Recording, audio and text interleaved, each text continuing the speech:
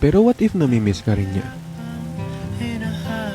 Namimiss ka rin niya, pero ayaw ka na lang niya talagang balikan. Kasi natatakot siya baka maulit yung nangyari sa inyong dalawa. Natatakot siya na maranasan niya ulit kung ano man yung na-feel niya noon.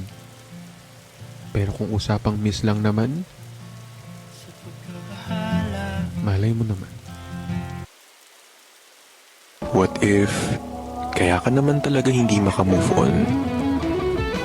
Kasi deep inside, umaasa ka pa sa kanya eh. Alam kong alam mo sa sarili mo yun na kahit meron na siyang iba, wini-wish mo na sana ikaw yun.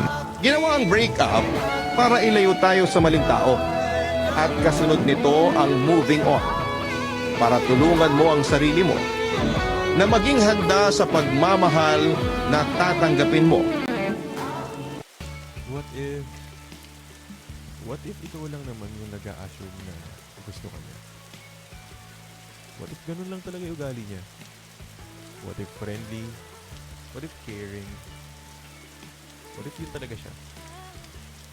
What if hindi naman pala talaga siya nagpakita ng motibo sa'yo? Assuming ka lang talaga. What if ilang oras na siyang hindi nagre-reply sa'yo? Hirap, no? Sinasabi mo sa sarili mo na okay lang yun. Malakas ako. Kaya ko naman eh. Kahit di siya mag-reply. Pero what if may kinakausap naman na pala talaga, diba? What if nakaschedule ka pala?